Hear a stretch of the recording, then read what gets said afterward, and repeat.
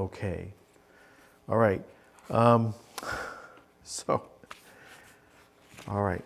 So we are in a situation today, and I want to ask you if it bears anything in common with the story I told Madeline about poo.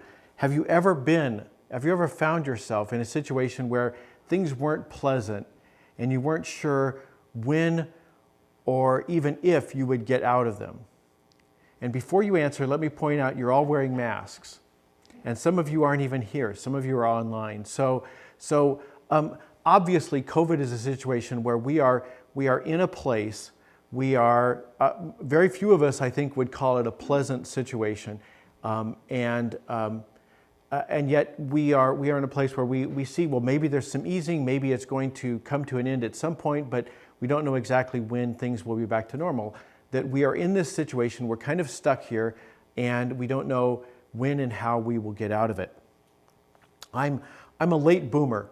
I'm somebody who is at the tail end of the baby boom, and so as I grew up, I began learning about this place called Vietnam because the war was winding down and people were back then a hot take could last years. Now it's like 3 minutes, but today, but back in those days, people reflected at great length about Vietnam, and the lesson I took from that as I was coming of age was that some things are easier to get into than to get out of. Some things are kind of like poo's hole, or a rabbit's hole, where you can get in there easily enough, but getting out's the challenge. And so I would say, having grown up in that era, I would say that Vietnam would qualify. And if you're from a younger generation, then you might think about something like Iraq or Afghanistan, or of course COVID. But this is not limited to the great affairs of the world. This is not something that only happens with nations. This is probably the most common human question is, how did I get into this mess? And can I get out? This is a very common human predicament. And it doesn't matter whether it's COVID or not. It doesn't matter if it's something small or something big. We find ourselves asking that question all the time. And maybe in your particular case, maybe what happened is that COVID was a problem, but what it really did is it pushed something else into the foreground. Maybe you are one of the people with the comorbidities we've been hearing about for the last year. And what you kind of thought of as a minor irritation suddenly became a major problem. And you're wondering, what can I do to help with that problem? Maybe it's a chronic condition and maybe there's not much you can do, or maybe you need to be more careful or more rigorous about doing what you're supposed to do about it. Maybe it's a progressive illness and it's just getting worse and you're thinking, well, I really need to take care of that because COVID has shown what will happen if I don't take care of these problems. So maybe it's something like that. Maybe it's something else. Maybe it's that you've discovered that it's hard to be a working parent when you're not sure, are the schools going to be closed next week? You know, right now they're open, but you never know. And maybe you've learned that lesson and you're kind of thinking, COVID has made my parenting that much harder. Or maybe you're thinking, COVID has made my finances that much more difficult because you realized that you were carrying too much debt for somebody whose job could disappear. And so you're thinking that I've got a problem, and COVID exposed it. COVID pushed it to the foreground, but it's not really COVID that's my problem. And I know for some of us, the problem isn't COVID because what happened is something else pushed COVID. It's not that COVID pushed something to the foreground, but something else pushed COVID to the background. That some circumstance in your life came up and it made COVID retreat back into the noise. That I would put myself in that category. A year ago, I was thinking COVID was making my life difficult. That like pretty much every other pastor in the country, I was thinking, they didn't train me for this in seminary. We've never figured out how to do this stuff before. And so I think, 300,000 other pastors were all whining about how hard we've got it. And that was really the way that I felt until my daughter died. And then I realized that there are problems that dwarf COVID. And that is still a problem for me. It is something, I'm no longer debilitated by my grief, but it's something that I still have. And people who have grieved have told me that I can expect to have it for a long time, if not forever. It's something I'm still getting professional help with because I still need it. So maybe the situation you're in, in my case, grief, in my case, also COVID, maybe for you it's just COVID, just COVID. Maybe it's something else. Maybe you've got one of those other problems that COVID exacerbated and pushed to the foreground. Whatever situation you find yourself in, this is a common human predicament, to find ourselves in a predicament, to find ourselves in a snare, a trap, to find ourselves in rabbit's hole where we don't know, how am I going to get out of this? Or can I get out of this? And if I can, when am I going to get out of it? And I know some of you right now are thinking, I'm so glad I got up this morning and came to church. I'm so glad I got up early and logged in so I could watch this happy message. And I will tell you, it is a happy message because I'm done complaining. Because the lesson we've got today is a lesson of hope. It's a lesson that teaches us hope because when we're in a sticky situation, when we're in a tough situation, when we're in a snare, when we're in a trap, there is hope in God. So we are beginning a new conversation that is from the story of the Exodus. This is a key, I would actually say it is the foundational event of the life of the people of God. It is where the story, the hinge of history turns from individual patriarchs to the nation of Israel and God's relationship with the whole nation of Israel, the whole people of God. And so it is a central story in the Hebrew Scriptures and, of course, therefore, part of the Christian story as well. So what is the story of the Exodus? Well, the word itself comes from the Greek translation of the Hebrew Scriptures. It was something about 2 centuries before the time of Christ. A group of translators translated the Hebrew into Greek, and when they were looking at the word, when they were looking at this book in the Hebrew Bible, they were trying to figure what should we call it, and they used the Greek word for the road out, the Greek word that literally translates the road out. And it still means that today. In fact, if you go to Athens, as I did a couple of years ago, you will see above doors, you will see a sign that says Exodus. That the little backwards 3 thing, that's the way they write their X's. But other than that, you could read it. It's the word Exodus, and it means literally the way out, the road out. And that's what the story of the Exodus is. It's the story of the road out of Egypt, the road out of slavery. So we are going to skip over the first little bit. I told you that we've got problems. They've got worse problems. They have been enslaved, and they have recently suffered a genocide. So I don't know what problems you're thinking about, but probably you'd rather have them than slavery and genocide. So that's the situation there, and we're going to skip over that part of the setup, and we're going to go right to the end of chapter 2, where we read this passage. It says, a long time passed, and the Egyptian king died. So good news, right? Anything has to be better than this. If your situation is slavery and genocide, anything's got to be better, right? But it says the Israelites were still groaning because of their hard work. No, there's a new boss, but things didn't get better. The Israelites are still groaning. They cried out, and their cry to be rescued from the hard work rose up to God. So cries of pain, cries of misery, they rise up to God. But what happens next? Well, we read, God heard their cry of grief. And God remembered his covenant with Abraham, Isaac, and Jacob. God looked at the Israelites and God understood. There's something that the writer is doing here, and it rewards a careful reading. If I'm talking to you about somebody else, if I'm saying, if Caroline is doing this, and I say, Caroline went shopping, and first, what do I say? Do I say Caroline went to the store? No, I say she, right? It's natural when we're speaking to replace the name after the first first couple of times, I will replace it with a pronoun or something like that. And the same is true in the original language of the scriptures, that it's very natural to say, this person did this, right? I will name them to be sure we're clear on who it is, but then after that, I will say, they did this, she did this, he did this. And the writer doesn't do that. So let me read it the way that it is meant to be understood.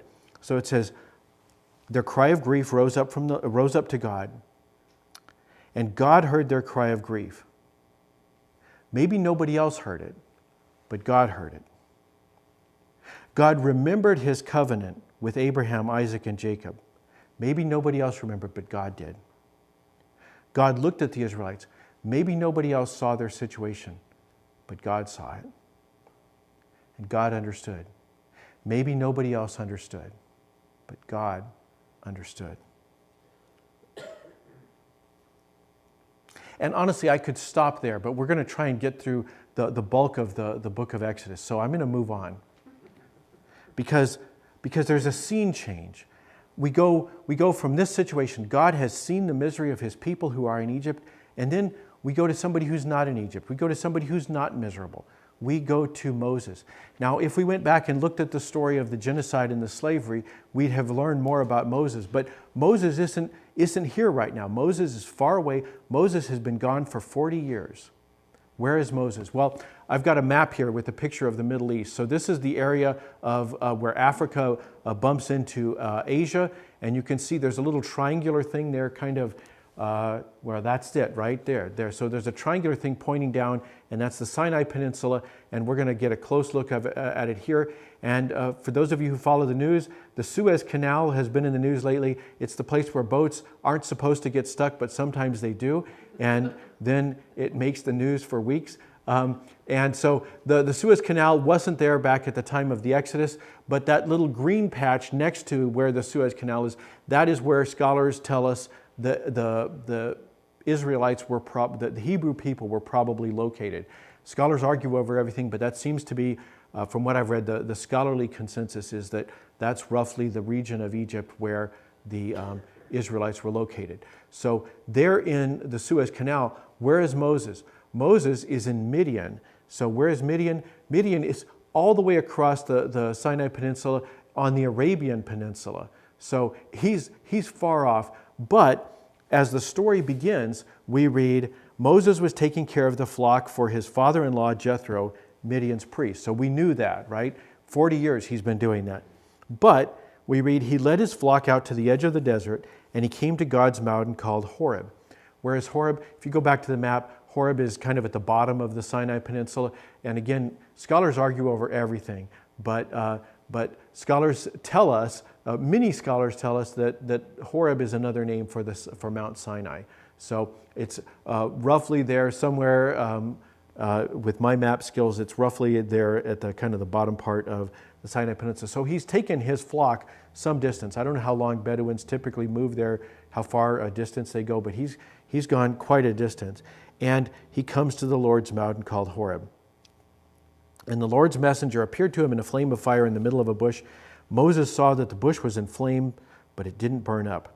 Then Moses said to himself, let me check out this amazing sight and find out why the bush isn't burning up. When the Lord saw that he was coming to look, God called to him out of the bush, Moses, Moses. And Moses said, I'm here. And the Lord said, don't come any closer. Take off your sandals because you're standing on holy ground. He continued, I am the God of your father Abraham's God, Isaac's God, and Jacob's God. And Moses isn't as curious as he was a moment ago. Moses hid his face because he was afraid to look at God. A bush is one thing, God is something else. So Moses has an encounter with God right there at the burning bush. And the Lord says something we already know because we were starting the story early. We started in chapter 2. God says, I've clearly seen my people oppressed in Egypt. And it's worthwhile sometimes to compare different translations to see how the translators get a particular phrase. So in our translation it says, I've clearly seen my people oppressed in Egypt. In other translations it says, I have indeed seen my people. I have surely seen my people. Different translations try and get at the underlying language to say God is absolutely aware of what's going on. If you have any doubt at all, disabuse yourself of the notion that God is ignorant of what's going on in Egypt. He says, I have clearly seen my people oppressed in Egypt. I've heard their cry of injustice because of their slave masters. I know about their pain. But then God says something else. God doesn't leave it at that. We knew that back in chapter 2, but God says something else. God says, I've come down. I've come down to rescue them from the Egyptians in order to take them out of that land and bring them to a good and broad land, a land that's full of milk and honey, a place where the Canaanites, the Hittites, the Amorites, the Perizzites, the Hivites, and the Jebusites all live. And then he wraps it up. He makes kind of a little sandwich, right? I've heard, I've come down, I'm going to rescue. And then he says, now the Israelites' cries of injustice have reached me. So he said, I've heard, I'm aware of the situation. That's kind of the top piece of bread. And then he says, he finishes it up by saying, the cries have reached me. I've seen how much the Egyptians have oppressed them. That's the bottom piece of bread. And in between, the meat of the sandwich, the peanut butter and jelly, the thing in the middle of the sandwich is, I am acting. What am I going to do? I've come down. I'm going to rescue them. I'm going to lead them out of here to a good and broad land, a land of milk and honey, a land where the Perizzites and all those other ites, they all live. And then he says, so get going. I'm sending you to Pharaoh to bring my people, the Israelites, out of Egypt. Now, we're going to stop there. If you come back next week, we'll see what Moses says in response to this invitation to be part of this great adventure that God has in store. But we can do that. We'll get to Moses. But right now, we've already learned something that is vitally important, particularly who find themselves stuck. People who find themselves in a building like this wearing masks and wondering, how long is this going to go on? How long am I going to be stuck in the rabbit hole? There is a message of hope here, and it is that God hears the cries of his people. That God is a God who listens, who hears, who understands, who knows. And sometimes that's all you can do, right? The mayor has not phoned me and asked me for any advice on COVID. And neither did Dr. Fauci. There's nothing I can do to change COVID policy. And honestly, I'm so ignorant I would be petrified to offer my opinion on these issues. I don't know enough to contribute to that conversation. I can only hope that the right people are part of those conversations and that over time we will emerge from this situation. All I can do in that area is to cry out to God and say, this has been a disaster in so many ways. It could be that there are worse disasters, that this is better than the alternative. I don't doubt that. But this has been terrible, and the sooner we emerge from it, the better. I can cry out for God's help. One of the things that's interesting about this story is that the Israelites have not really had much to do with God for 400 years.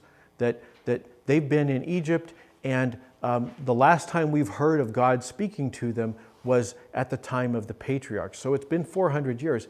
And my guess is that whatever knowledge they had about God was pretty much dim. It was pretty incomplete and sketchy. It was something, my grandfather used to tell a story about his grandfather. It was that kind of knowledge of God. And their theology was almost certainly wrong. It was almost certainly incomplete. But their cries still went up to God. That our theology doesn't have to be right. Our understanding of who God is and what his nature is doesn't have to be right for God to hear our cries. And so sometimes, particularly when there's nothing to do but cry out to God, do so because God hears. When nobody else hears, certainly God hears. But God does more than that. God acts. God comes down. In the Hebrew Scriptures, he comes down to speak to Moses. We're going to see what comes of this coming down. But whether it works out or not, and I'm going to spoil it for some of you by telling you it does, that God actually does bring them out of Egypt. That's why the book got its name. So I hope I didn't ruin it for anybody. But he does succeed at this. But we haven't got to that point. But already God has acted. God has come down. That God does not sit up on Olympus looking down on us and say, sucks to be you. That's not what God does. God comes down.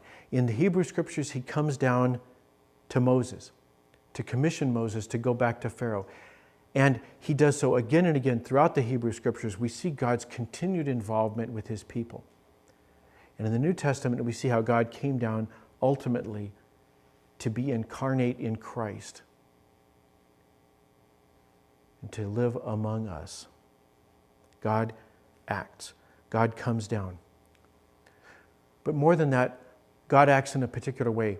Jesus, in his very first sermon in the synagogue in Nazareth, said that he was given the scroll from the prophet Isaiah, and he interpreted his ministry this way. He said, the Spirit of the Lord is upon me. He has called me to proclaim good news to the poor and to proclaim liberty to the captives. That it is the nature of God to act in a way that is liberating. So whatever the situation you're dealing with, whether it's COVID, whether it's only COVID, or whether it's something that COVID made worse, whether it's an addiction, whether it's a chronic condition, whether it's a relationship that's become toxic, whatever it is that COVID has made worse, whatever the situation, God is a liberating God. God frees his people. God comes down. God acts. But lastly, we've learned something else. We've learned the reason God came down. The reason God came down, if we look back at verse 24, it says, God heard their cry of grief, and God felt sorry for them. No, that's not what it says. God heard their cry of grief, and he figured they'd suffered enough. No, that's not what it says either. It says, God heard their cry of grief, and God remembered his covenant with Abraham, Isaac, and Jacob. God told the patriarchs, Abraham, Isaac, and Jacob, that he would be their God. That God bound himself with a covenant. He said that I commit to be your God no matter what stupid things you do. And, read the book. They do pretty much all of them. God says, I will be your God. And sometimes that's why a covenant is helpful. This is why I encourage people to get married instead of living together. Because sometimes, as those of you who've been married know, that it's not all roses, that it's not always Valentine's Day, that sometimes there's hard things. And it's worthwhile. It's a good idea to say up front, no, we're sticking with this. We are committed to be with one another. That we are committed to be in a relationship with each other no matter what. That's a helpful thing in a marriage. And God says the same thing to his people. He says, I am your God. No matter what crazy things you get up to, I am still your God. God rescued them not because they needed it, not because you go to the hospital and they've got the little happy faces that turn into screaming faces, and you tell them, well, I'm a number 4 today, and they say, well, okay, then no medication for you, or whatever it is, right? You're not suffering enough. When it hits number 6, then we can, right? God doesn't do that. God doesn't say, sorry, you're still a smiley face. God doesn't say, you have reached the magic threshold where I will act. God says, it's not based on how much you're suffering. It's not based on whether I simply pity you. It's based on the fact that I have promised, I have made a commitment, I will be your God. I will be in relationship with you. Now, I'm going to spoil a little bit of the book by saying it would be a good thing if Israel had remembered as well as God did, that they were in a covenant relationship with God. If they had said, the only way we're getting out of this mess, we're slaves, right? we cannot get out of this mess on our own. The only way we're going to get out is if God helps us. And we have reason to believe God will because of the covenant. And if they had said, and as part of that covenant, we agree to do what he says. If he says go left, we'll go left. If he says go right, we'll go right, because he understands what he's doing, and we really don't have anything to contribute here. If they had remembered that, the story would have gone a lot better for them. And frankly, it's a message that we can all remember, that if we are in a covenant relationship with God, then we can look to God for guidance, knowing he will not steer us wrong. And we may not understand what he's doing, may not understand why he's doing it. We may not understand why he's doing it now. We may not understand why he's telling us today. But if we remember we're in a covenant relationship, things will go better for us. Before we know how this story turns out, we already know something that is crucial. When we find ourselves in a sticky place, when we find ourselves stuck in rabbit's hole, we can say to ourselves, you know what? I know three things. I know that God hears. God sees my situation. God listens to my cries. God hears. And I know that God acts, that it is God's nature to be a liberator, that God will not overlook the suffering of his people. And I know that God is committed to this relationship. God will go on being God, no matter how clumsily or inexpertly I follow him, no matter how bad my theology is. God has committed to be my God, and I will commit myself to be his a member of his people, his child. In a few moments, we're going to celebrate the Sacrament of Communion. And for those of you who are online, I would encourage you to get started preparing your elements now, whatever you need to do. But shortly before he was arrested, Jesus said that he was establishing a new covenant, that the old covenant was fulfilled in him.